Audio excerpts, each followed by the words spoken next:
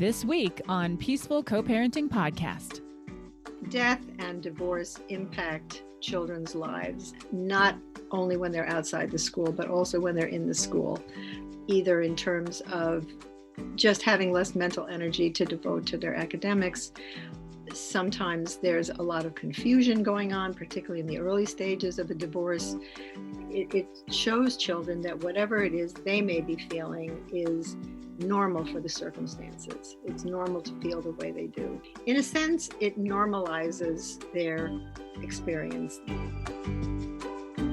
Welcome to Peaceful Co-Parenting Podcast, where we discuss strategies and tips to improve your co-parenting situation, especially if it's high conflict.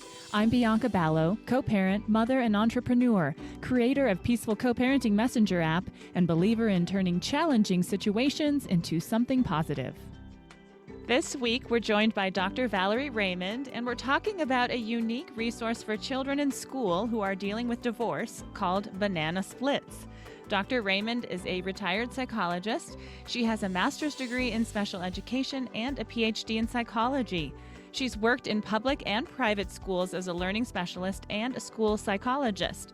She currently runs the Banana Splits Resource Center in New York City. Dr. Raymond, thank you so much for joining me. My great pleasure. I take every opportunity I can to promote this wonderful program. I didn't invent it, so I feel quite comfortable touting it. Well, tell us a little bit about Banana Splits and the history, if you wouldn't mind. Sure. It's been around since the 70s. A school social worker began it in upstate New York, and she trained me. And since then, I've been training others to lead this program. The way it started in my school, this was in the 90s, it so happened that in one fourth grade classroom, there were 3 children with either divorced or deceased parents. And the classroom teacher, who was very gifted, and I were working with the parents individually, we were working with the children. And we had such a sense that it was a great shame that the children couldn't talk to each other about this. They didn't know, and we couldn't breach that confidentiality. And the parents didn't necessarily know who had struggled with these issues. Just serendipitously at that moment, I heard about Banana Splits, and my classroom teacher and I went off and got ourselves trained. And it absolutely took off within the school. And everyone who has led it within schools has said it's the high point of their week. Children love to come. You know, a lot of children resist counseling groups that they're mandated to go to, but kids absolutely, they're asking all the time, is it Banana Splits this week? Almost all the eligible children will opt to come. It's a voluntary program. It's the only way this can be done. Parents in the elementary level give permission. Children can opt to come or not. And nearly all the eligible children do opt to come. So we began it with second, third, and fourth graders, and in very short order, the head of the middle school was clamoring for it, and parents in the kindergarten and first grade were clamoring for it. And ultimately, we got a young social worker in the high school. This was a K through 12 school. She began it for high schoolers, and it was very successful at that level as well. I'll tell you the funny story of how that took off. She stood up in assembly one week and she said, I'm starting Banana Splits, which the kids all knew what it was because they'd come through the younger grades, such and such a time and place. So that day, a couple of kids came and they kind of sidled and they looked in and see anybody there. Nobody's there. Okay. So, you know, she's a young, undaunted social worker. So the next week she plasters the halls with posters and says that there will be pizza. And she got 22 high schoolers. Yes. One of my favorite stories. That is one smart social worker to offer pizza. For sure. And support. Yeah. So what makes a child eligible then to attend Banana Splits? Well, schools can decide that themselves. What we ended up doing at that first school was defining Banana Splits as a group for children who live with one parent or one at a time for any reason. It could be death or divorce. It could be single parent by choice. That's the way we defined it. And schools can define it as they wish. If they want it to be simply for separated and divorced parents, that's fine. So basically that's the population. So it sounds like it's divided into ages or grades, or how are you taking into account the different levels and ages of the children? What we found was that the whole middle school could attend. I did this in two different schools, and we found that fifth through eighth graders could do this, and the whole high school can do it. In the lower school grades, we had a separate group for kindergartners who are really at a kind of a different place, even than kindergartners in our experience. And then we had a first, second group and a third, fourth group because we had the faculty to help run it. If a school didn't, you could probably do second, third, fourth easily. If you had to, you could even do first through fourth. It just depends, first of all, on the comfort level of the people who are leading it and the number of staff that you have. So who does lead these groups then? Teachers, social workers, parents? Well, not parents, but otherwise any of the above. There have been nurses who have run it, school social workers. I was a school psychologist. I always co-led these groups with teachers, which has a number of good points, which I'll mention. And after some teachers had been co-leading these groups with me for a number of years, two of them spun off a group on their own and would just check in with me periodically if there was a question that came up. The great thing about having a teacher as a co-leader, if you can, if you don't have the staff, you don't. First of all, it is living proof that this is not therapy. This is a thing schools do, teachers do. So that's nice because it's not intended to be therapy. In fact, it's therapeutic. It's very good for the kids, but in no way does it replace therapy. It doesn't purport to be therapy. So that's one reason that it's nice to have a co-leader as a teacher. And another reason is that it's great training for teachers to understand what their youngsters may be coping with. It really opens their eyes in terms of why kids may not have their minds 100% on the lesson, for example.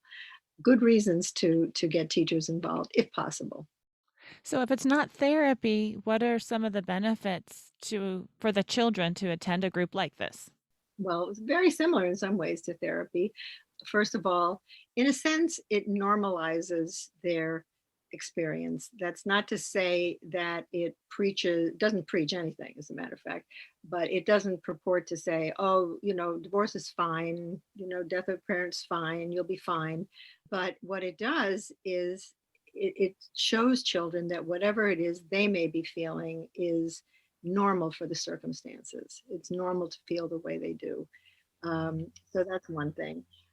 It allows them to develop self-esteem, first of all, through hearing that this is a normal thing to feel the way they do, and also because they can help other kids by listening, by making suggestions. Perhaps they're further down the road in their situation in their family than another youngster. So they can say, me too. And they can say, you might try this. That might be something that would help. I guess those are the major benefits.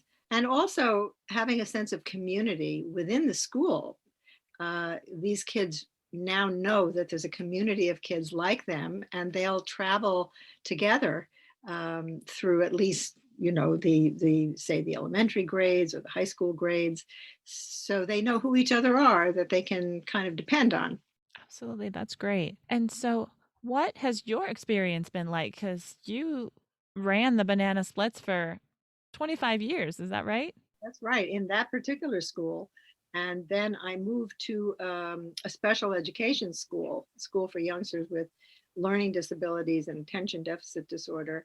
And I ran groups also at the elementary and the middle school level there. So I was involved for a long, long time. So what was it like for you to interact with these kids and watch them grow and find support with the Banana Splits?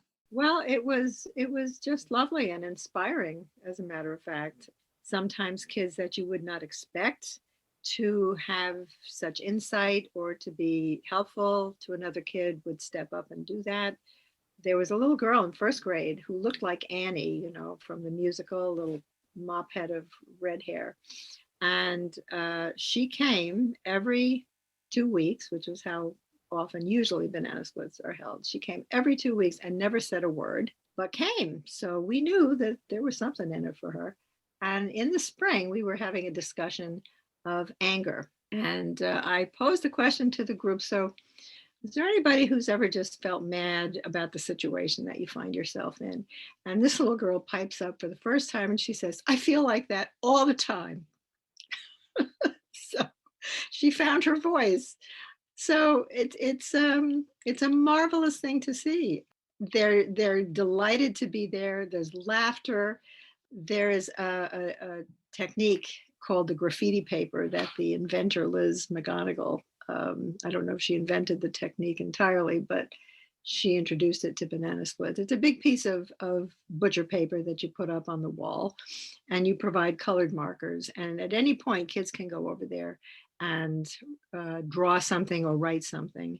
And the things that they would write, even at the elementary level, were really so insightful. Showed they were so honest in terms of their pain. They were hopeful. So this is what it was like for me to see these things.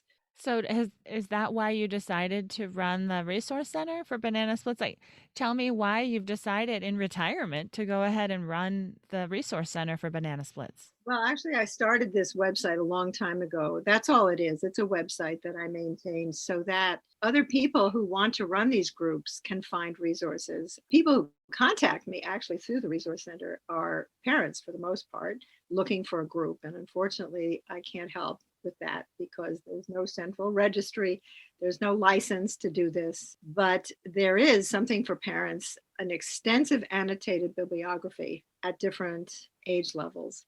The reason I put it there on the website was so that leaders, school leaders, could find books that they could read with kids or recommend to kids to read. But equally, parents can make use of it. It's quite extensive. That's great. So I've been running that for many, many years. There is an essay written by the leader of the high school groups that I mentioned, which talks about the benefit for teenagers and also something of interest to parents, perhaps, has a number of little quotes, little testimonials from middle and upper school age children about what banana splits had been like for them and why they enjoyed it. So all of that could be useful for parents as well. Definitely. So just to reiterate, parents can't start a group on their own, at least, and it's not recommended. I mean, I guess any parent could go ahead and start a group, but not really through banana splits. Is that right? They could, but I don't recommend it because children are very protective of their parents. This is my experience. They don't want to cause their parents pain. Parents sometimes wish, again, this is all in my experience, parents may wish their kids would share their feelings more. Kids often aren't comfortable doing it, or as I say, don't want to hurt their parents. So if a parent starts the group and has his or her own child in the group, I don't think that's going to be so helpful. Furthermore, it can be very painful to hear this stuff if you are, as an adult, involved in it. It's just the hardest thing in the world to listen to the pain of your child, and then to think that you had a hand in it. It's just such a pain to the heart. So I think that parents should not be involved in this. Boy Scouts, Girl Scouts, but not banana splits. Right. When you were talking about the little redheaded girl, I thought about the fact that she felt safe. She finally found her voice. She wanted to express that she was feeling anger, and that must have felt safe for her. And I think you're probably right. Many times, a child to talk directly to their parent, it's probably filtered and it's probably difficult for the child to share. So it's nice to have a safe place to be able to connect with other people that are going through the same thing, and then be able to share your feelings openly and without that filter. So that's very, very true. And I should say also that the mom of that little girl was lovely. Nonetheless, It's the situation that she was in that made her angry all the time. Right. In a nutshell, why is the banana splits important to implement in schools? You might be repeating yourself, but if you can answer, why is a center like this important? No, I think that I don't need to repeat myself on that. It's a great question. From the point of view of the school administration and personnel, death and divorce impact children's lives, not only when they're outside the school, but also when they're in the school, either in terms of just having less mental energy to devote to their academics. Sometimes there's a lot of confusion going on, particularly in the early stages of a divorce. Kids leave their stuff at the other parent's house if there are two parents. They may be up later than they should because of the turmoil that's going on. Like this little girl who said she's angry all the time. She did not act out her anger, but some kids do. They take it to the playground, things like that. So if the school can do something to support the kids, it will it will direct all those feelings in such a way that perhaps they'll have more energy for their schoolwork and may act out those feelings less. So that's one very good reason to do it. A very practical reason is that this is where the kids are. They're there 5 days a week. Single or separated parents do not have to find, first of all, banana splits groups are almost impossible to find, or support groups for divorce are almost impossible to find in the community. Bereavement groups a little easier. So these parents are not placed in the position of trying to find some kind of outside support for their kids. This is assuming that they don't need therapy, which they may, in which case parents should. But if they don't need therapy, which all kids don't, they don't have to go scrambling around. Particularly single parents, their time is limited, their money may be limited.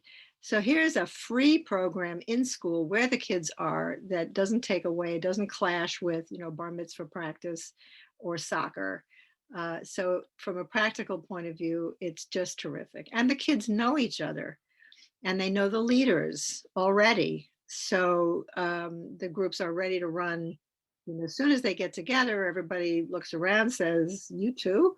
They have a snack and they're off. So these are all good reasons, I think. Parents appreciate it. If those parents who give permission, are so grateful, they're so appreciative. And usually there is 1 or 2 meetings a year for these parents to come together to hear some of the activities that the kids have been doing. So it builds community among a group of vulnerable parents as well. It gives them support. And any way you support parents is good for children. So, what, can you give me an example of some of the activities that go on at Banana Splits? At the high school level, it's just talking. They don't need activities. And the upper part of middle school, pretty much the same. The graffiti paper can be a handy thing, at any age level, just to have that up on the wall. Moving down from 6th grade on down, having books to read, picture books, for example, for elementary kids with different kinds of themes for example, there's one I like very much called Good Night, Daddy, about a little girl living with her mom. And Daddy keeps saying he's going to visit, and he never does. And she finds a way to weather this, and she goes and spends time with her grandfather. So books like that. There's a lot of terrible, terrible books. Seems to me sometimes everybody who goes through a divorce thinks they can write a children's book. So you have to look at them before you read them to your child or before you read them in a group. So that's a great activity. In the elementary level, we had a game based on charades where we had a poster showing children demonstrating with their faces different feelings. And we talked about when do kids feel this and when do kids feel that. Then the kids would choose a feeling to act out. The other kids would guess what it was. We had an activity when there was tension or sadness in the group, where we would simply pass around a jar. I think it was a popcorn jar. This is not an expensive program. And the kids would whisper into the jar whatever it was that was distressing them. They'd pass it around, and I put the lid on, and the jar would hold the feelings for the final two, for the next 2 weeks. So it was just a way to communally recognize that they had things that were hurting them, and I'll hold them for you for the next 2 weeks. We had a dart game that we played, which had to do with problem solving. We had a wonderful activity for very young children called Mad Cookies, which I learned from a grief therapist in Virginia, um, which involved making a cookie dough together and then taking a blob of it and putting it in a double baggie, sealing it up. And this particular dough gets better the more you pound it. So the kids put it on the table and like this and smacked it and smacked it. It was, something creative to do with your negative feelings. And, if you have time in your school, of course, you can bake the cookies. Otherwise, they can take it home. So that just gives you an idea of some of the activities. A lot of the activities sounds like are centered around feelings. Is it confidential? Because I know it's not therapy, but I am assuming that what goes on there, what is said in Banana Splits stays in Banana Splits. That's a very good point. And the kids will recognize that. Even the youngest children will say, let's say a new kid comes in the middle of the year, because it's a rolling admissions. You can come whenever you're brave enough to do it, or you have a new divorce in your family, whatever. And the old kids will tell the kids what happens in Banana Split stays here. And the kids are remarkably respectful of that. There had been breaches. Certainly, a mom called me up and said, I want you to know that so-and-so, my daughter's coming home and telling me all this stuff. So we had to go over the rules again in the group, but mostly they are very respectful of this. I do tell parents that if there is anything disturbing that they really need to know, there was a one kid in my 25 years, there was one kid who wrote on the graffiti paper, "Sometimes I feel like committing suicide." Well, of course, I was on the phone with those parents after discussing it with the child to let them know. So parents should know that if there is something they need to know, they'll be told. Otherwise, sometimes parents will say, "Are you going to contact me after every meeting?"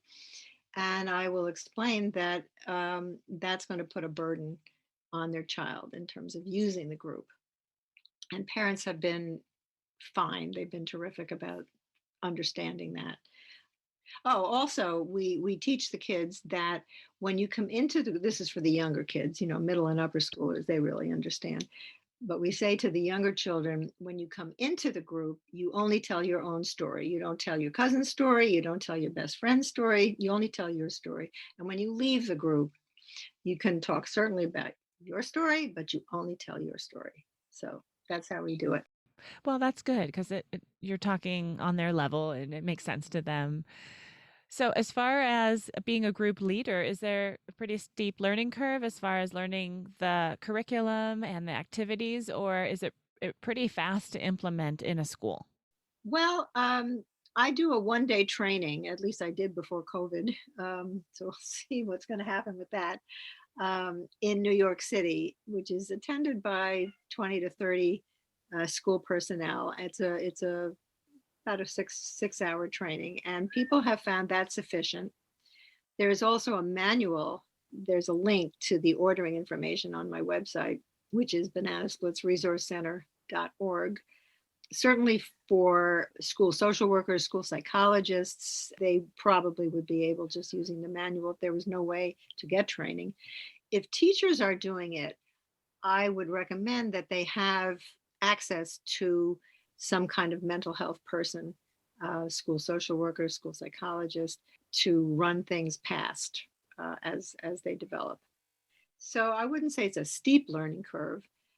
There is no set curriculum. There are programs that have, kind of a scripted first session, second session, termination session. There's some very good ones, and those are also on the website under materials for counselors. But this one is very open-ended, so it can really respond to whatever's going on in the group. I mentioned a book before, Good Night Daddy, which was about a little girl who was dealing with a parent who didn't show up. So having these at the ready, something like that comes up, then you can read that story. You don't have to follow a script.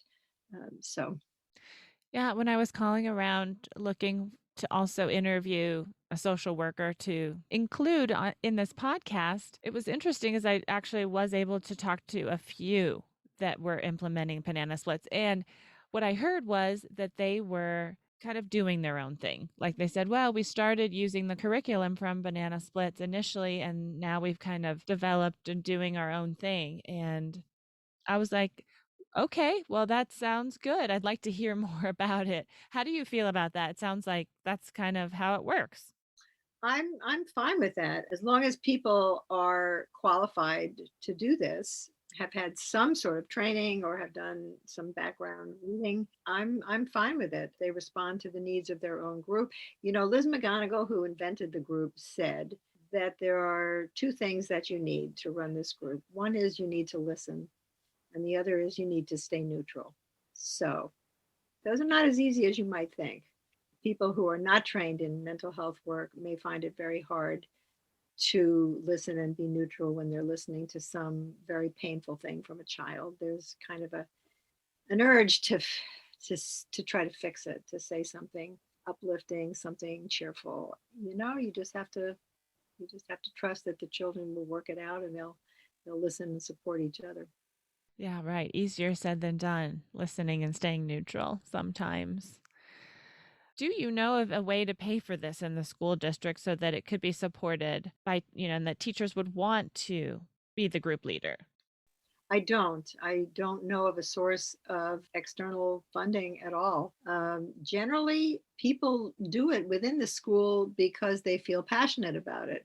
They will give up their lunch hour every 2 weeks. It's twice in a month, so we're not talking about an enormous burden. They can eat lunch also. If there's a co-leader, then the teacher can eat lunch while the co-leader is leading. Generally, it seems to me, payment or not, school personnel want to do this. They really do. There are some schools that I know of here in New York City who have done this before school because that was a time kids could come, 7:30 in the morning. Parents would drop the kids off. The leaders were leading at 7:30. School started at 8:15. After school doesn't work quite so well, just because kids are booked for so much stuff. But sometimes that's the only way to do it. If there is an after school program, banana splits can be part of that. So in terms of monetary enticement, I'm not even sure I recommend it. So, listeners will be mostly parents. Maybe there's some teachers out there who will be interested in implementing this and learning more. I hope so. If a parent's listening, have you ever had that where they call you up and say, how can I get this at my school? And then they start advocating for that? Constantly. And I wish that I could do more than say, I have no way of knowing where there is a group, but why don't you go to your local school? I have frequently asked questions for both school staff and parents on my website. And if a parent can take those frequently asked questions for school people, does it cost anything? No. Does it interfere with academic time? No. Things like that. And particularly if they can go in with another parent, the thing is to show that there's a constituency, an interested constituency for this, then they may be able to get one started. Great. So you mentioned there's a lot of resources on your webpage, bananasplitsresourcecenter.org, Mm-hmm. that parents, teachers, social workers can find more information. Are there any other resources that you know of that you really love that you might like to mention now? I think I have listed pretty much everything on the website. For example, other programs that group leaders can draw from. A couple of films that can be used. As I mentioned, many, many, many picture books. Some books also specifically for parents about step parenting. There's a very good one called Putting Children First. When I find something that's good, I tend to stick it on the website. I think it's all there. There is a link on the webpage So if they link on that, I will get it as an email, and I will reply by email. Great. Links to the Banana Splits Resource Center will be in the show notes. Thank you, Dr. Raymond, for joining us and bringing this important information to co-parents listening today. My great pleasure. Thanks for inviting me. Thanks for joining us this week on the Peaceful Co-Parenting Podcast. I hope the time was well spent and you got a lot out of the episode. If so, please rate and review the podcast. I would really appreciate it. If you're interested in sending me a feedback message, asking a question, suggesting a podcast topic or guest, or downloading Peaceful Co-Parenting Messenger as a tool for better communication with your co-parent, go to peacefulparentapp.com or see the links in the show notes. Have a great week, and as always, stay peaceful.